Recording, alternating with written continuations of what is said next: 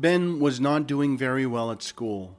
He was only 11 years old and found it hard to understand what the teacher was teaching. When the teacher announced the results for the first test, it was not good news for Ben. Unfortunately, he had done very poorly and the other students in the class laughed at him. This made Ben feel very sad and embarrassed. On top of everything, Ben had a very short temper. Once, the cockiest of his classmates kept picking on him in the hallway. He couldn't take it anymore and broke down. He hit the guy in the face with his locker. The principal called Sonia, Ben's mother, and said that the other kid had to get 5 stitches because of Ben's actions. The principal added that Ben's grades were very bad and that it was unlikely that he would even be able to finish school. Mom got very upset for her son and told Ben that with such grades, he might end up scrubbing floors in the factory like her. Sonia made a decision to support her son's learning and discovered that Ben's eyesight had become much weaker in the last year. She went out and purchased glasses to help him see better. Additionally, she noticed that Ben had difficulty imagining things, so she took some time to teach him how to be more creative. She provided him with some exercises and activities to do that would help him to improve his imaginative skills. Sonia's efforts soon began paying off, and Ben's grades began to improve. At the time, Sonia was suffering from severe depression. One Sunday, she told Ben and his older brother Curtis to go to church service without her. During the priest's inspiring sermon, for the first time in his life, Ben imagined himself in the role of a doctor. After church, they quickly hurried back home. Ben happily told his mother that he finally got his imagination working and he dreamed of becoming a doctor. Mom replied with a smile that her son could become anyone. All it takes is imagination and a strong wish, Mom said. Sonia was feeling increasingly sad and hopeless, and her condition was getting worse over time. She felt like a dark cloud was hanging over her and was slowly taking over her mind and emotions. This made her feel trapped and helpless, as if she had no control over her own thoughts and feelings. Despite her efforts to fight it, her depression seemed to be getting stronger and more overwhelming, making her feel like she was losing herself to the darkness. To seek help for her worsening depression, Sonia decided to visit a psychiatric clinic. During her visit, she opened up about her struggles that started 5 years ago when her husband left her and their young children without any warning. This sudden abandonment left Sonia feeling hurt, betrayed, and overwhelmed with the responsibility of raising her children alone. As time went on, the weight of this difficult situation took a toll on her mental health, leading to the intensification of her depression. By sharing her story with the professionals at the clinic, Sonia hoped to find support and guidance to help her cope with her past trauma and manage her depression in a healthy way. Sonia now barely managed to earn a living since she couldn't even read, although she hid that fact from her children. In order to provide her with more intensive treatment, a psychiatrist suggested that Sonia stay at the clinic for a few weeks. Sonia understood the importance of getting the help she needed to overcome her depression, but she was also concerned about leaving her children behind. To ease their worries, she explained to her sons that she would be staying in the hospital for a short while and instructed them to focus on learning the multiplication table while she was away. A few days after Sonia checked into the clinic, she received a letter from her son Ben. The letter was riddled with mistakes, but it was clear that he was writing to her because he was feeling bored and missed her. In the letter, Ben promised to study harder, which made Sonia both happy and sad. On one hand, she was proud of her son for recognizing the importance of education and taking responsibility for his own learning. On the other hand, reading his letter while she was in the hospital made her feel emotional and longing to be with her children. After Sonia was discharged from the hospital, Ben came home excitedly to share some good news with her. He had received a good grade on a test that he had been studying hard for, and he couldn't wait to show his mother. Sonia was overjoyed to see her son's hard work paying off and hugged him tightly. She was proud of Ben for pushing himself to improve his grades and felt grateful to have such a supportive and dedicated son. Ben's success at school was a sign of hope for Sonia, reminding her that progress and happiness were possible even in the face of difficult circumstances. Sonia felt a renewed sense of purpose in life. She decided to take action and find a job. She worked as a housekeeper for a man who had a passion for reading and a vast collection of books in his home library.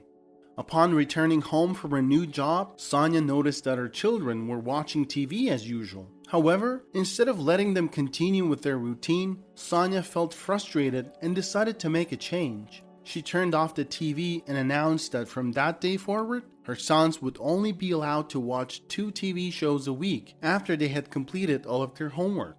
Sonia recognized the importance of setting boundaries and encouraging her children to prioritize their education and responsibilities, and hoped that this new rule would help them develop healthier habits and interests.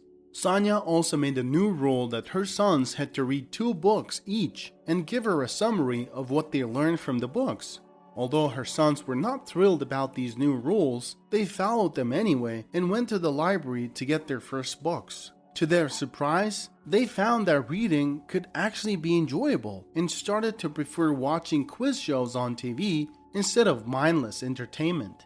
The boys' new interest in reading had a positive impact on their academic performance. One day during a lesson, the teacher showed the students a black stone and asked if anyone knew what it was. To the surprise of the class, only Ben was able to correctly identify it as obsidian and even went on to explain its origin.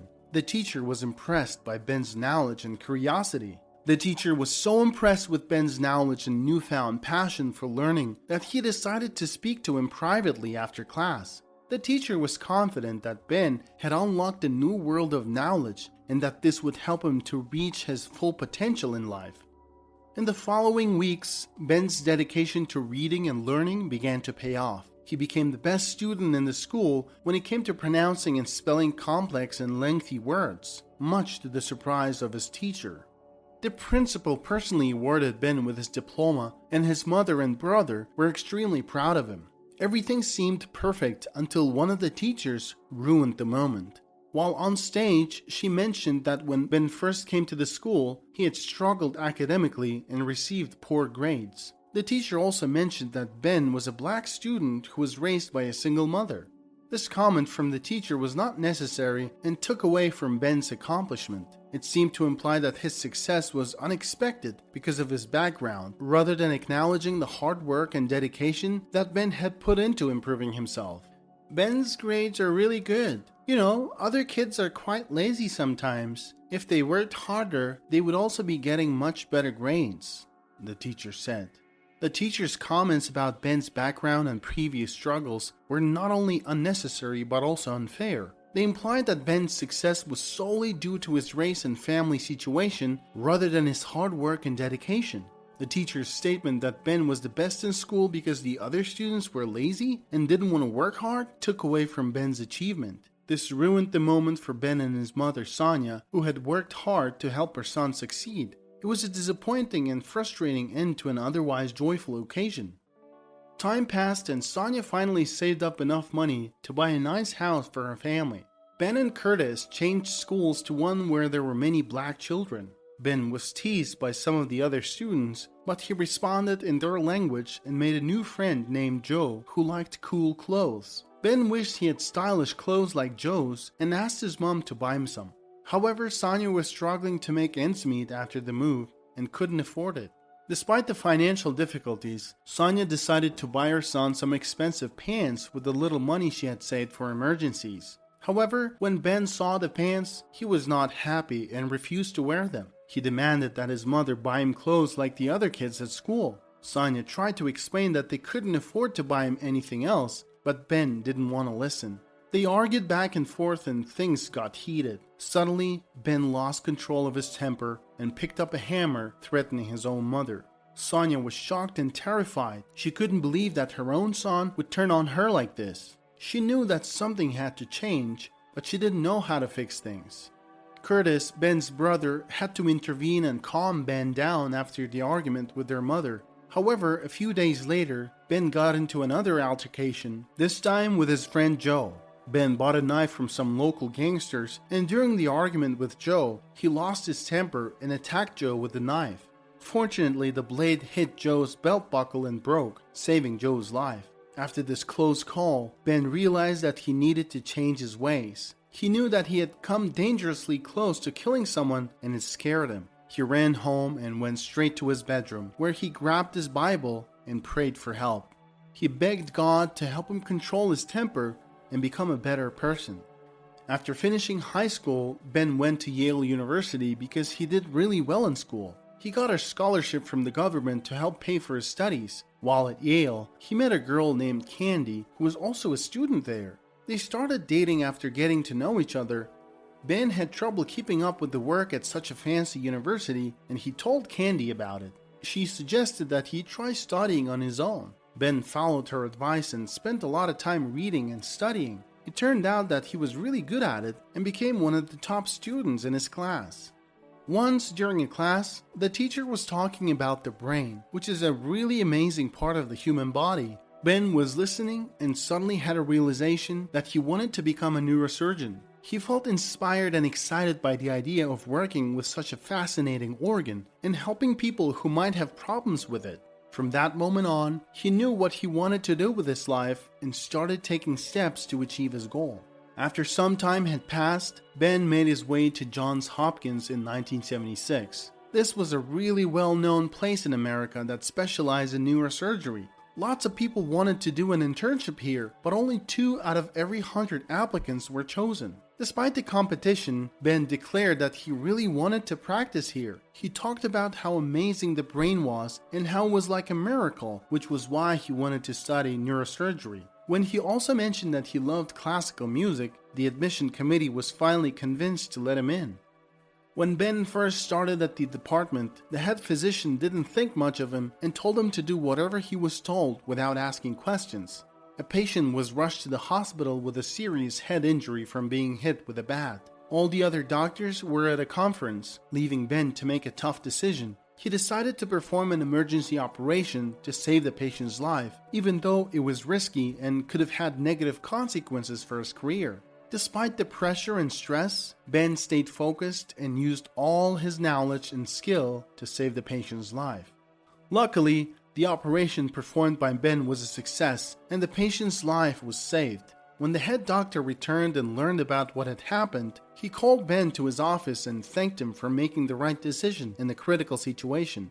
The head doctor recognized Ben's talent and bravery and realized that he had underestimated him before. From that day on, Ben was given more responsibility and trust within the department, and his career as a neurosurgeon began to flourish.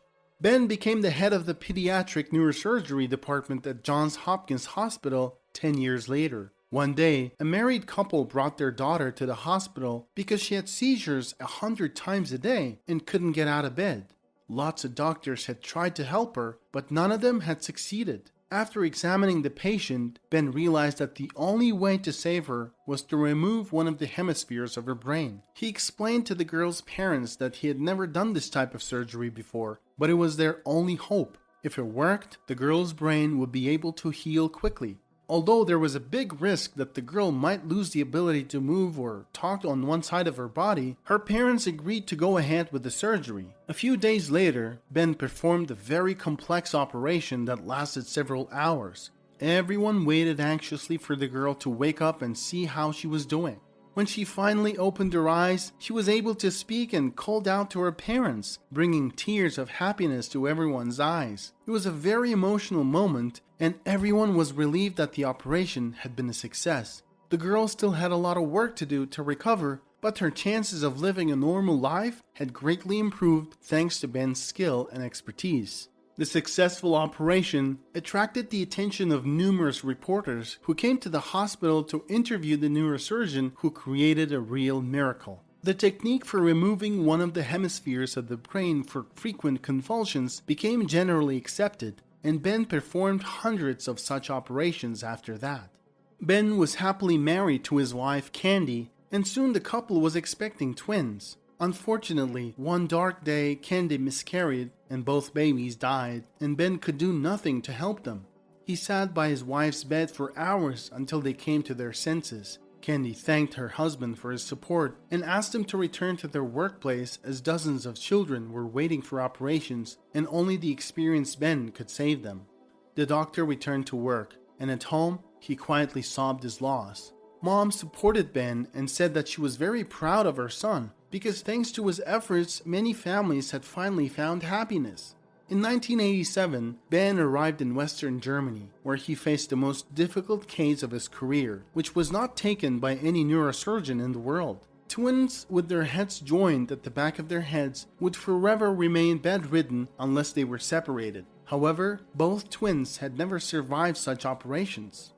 The main danger during the operation was bleeding, due to which one of the babies would surely die. For 4 months, Ben thought about how to save both twins until he finally found a solution. Parents brought the twins to the Johns Hopkins Hospital, and after many hours of preparation, 50 doctors and nurses gathered in the operating room. Everyone knew exactly what and when to do their job, since the slightest mistake could lead to tragedy. Finally, at 7 in the morning, the surgeons began the operation. First of all, the hearts of the twins were stopped so that they didn't bleed to death. Then the babies were separated from each other and their blood vessels were reshaped. Ben had only 1 hour while the brain was still performing its functions, but the doctor was successfully coping with the most difficult task. The operation lasted 22 hours, after which a tired Ben came out to the parents of the twins and happily said that everything went well. The twins returned to Germany with their parents and live happily there to this day. Ben Carson had since successfully performed 5 such incredible surgeries. Together with his wife Candy, they established a fund for the best students, thanks to which thousands of children